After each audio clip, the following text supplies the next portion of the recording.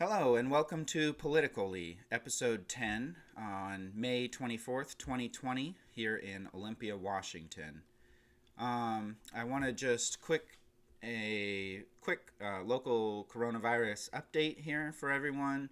Um, so it sounds like from the updates that I've seen from yesterday that Thurston County Board of Health has approved moving to phase 2 here in Thurston County, and the state will make a decision on that next week. And Thurston County currently, um, um, last week, one moment. Last Sunday you did this, but it ended as soon as it started, or at least that's what I remember. Yeah, last week I had a problem with Restream, the Restream program disconnecting me. And it disconnected me a couple times in a row, so what I did is just went offline, recorded it, and then posted the replay later. I'm new to all this live streaming stuff, so if I have technical issues, I think the best bet is check the YouTube channel at PoliticOly, and I will post the corrected video later on with the different parts patched together and so on. So, yeah, sorry about that, and hopefully we don't cut out today. We'll see how it goes. I don't know what was causing that last week, so... Anyway, back to Thurston County. So yeah, so we've applied for phase 2 and the state will decide next week. Phase 2 does just loosen the restrictions only a little bit, open certain specific businesses, and slightly loosens the restrictions on restaurants, and allows social gatherings up to 5 people, so folks can, see a friend or a family member or something. But we will all be still doing all of the social distancing and masking and sanitizing and all of that. It's just a slight loosening of the restrictions. So we'll hear back from the state next week. And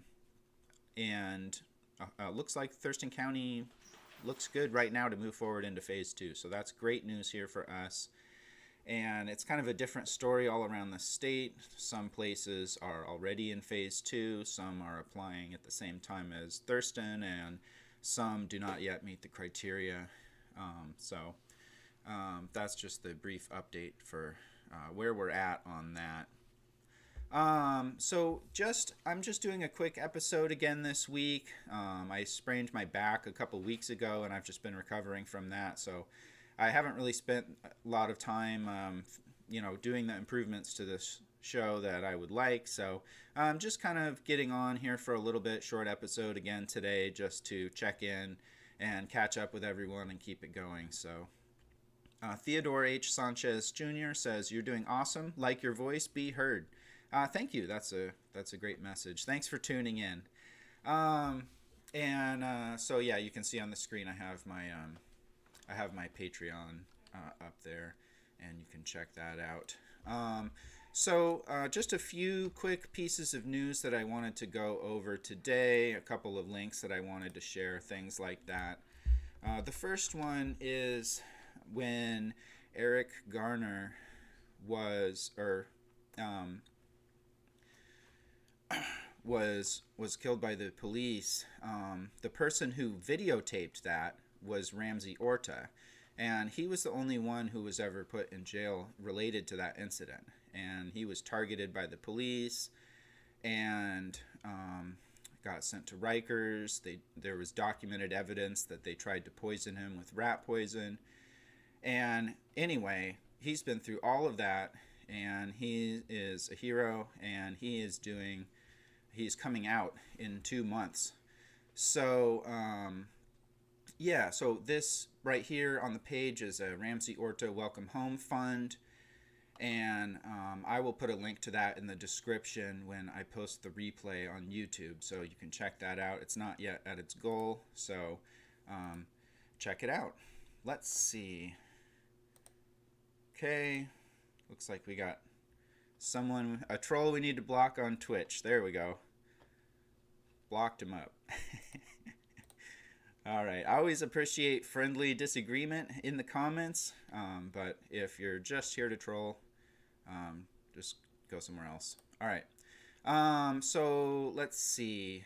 Um, I wanted to highlight an article by someone who had been a surrogate and a co-chair in the Bernie 2020 campaign. Philip Agnew has an article out week in these times, and again, I will link this in the description when I do the replay. Yeah, it's called "Black Voters Are Ready, Are We?" And it's a really good article. I don't want to read the whole thing out loud here, but again, I'll put the link in the description. But again, I think we should all keep an eye out for folks who did work in the Bernie campaign and their articles coming out about strategy and what happened and what lessons we need to learn and do better. And this is a really good article in that vein. So let's see. I'll just quote a quick piece from the end of it here. Quote, "Lastly, to win, we must protect and expand enfranchisement. Left organizations must invest in year-round voter registration, education, and mobilization. Too long have we relied on a donor class and a democratic establishment that abhorred true democracy to invest in the democratic process. Bernie Sanders proves the left needs more than a charismatic presidential candidate, though it would help and be a whole lot of fun. We need a more diverse base of people, namely more black people. That base needs a left with answers, action, experimentation, and strategy. A left that is concerned to the material lives of rural and urban working people. A left that has the courage to govern in the midst of contradiction, the strength to serve in crisis, the power to protect the ballot box, presence of mind to grapple with race, class, and gender, and the creativity to build a movement that feels, loves, and breathes. The road before us is demanding, but it leads to victory. A luta continua." And there's a bunch of links here as well. Read other perspectives on lessons for the left from 2020. So you can check that out. Again, I'll post the link in the replay. That was Philip Agnew for In These Times. Okay.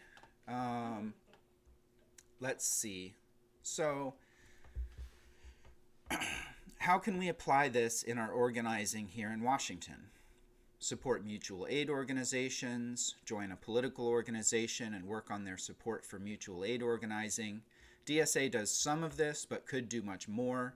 I haven't seen much of this from the Green Party. To be honest, it could have more of a focus on direct aid to people, and that could potentially be something that could help expand the Green Party.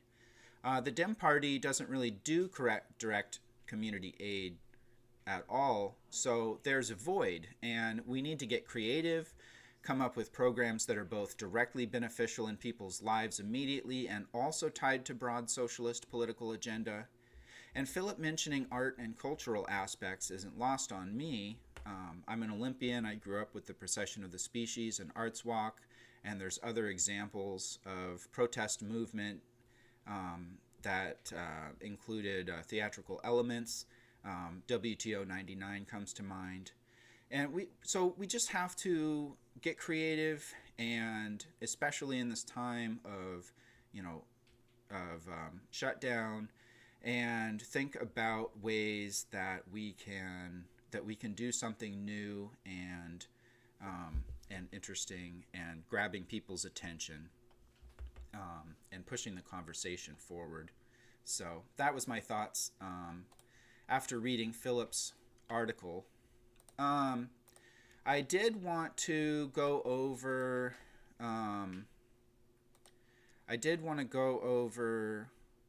filing week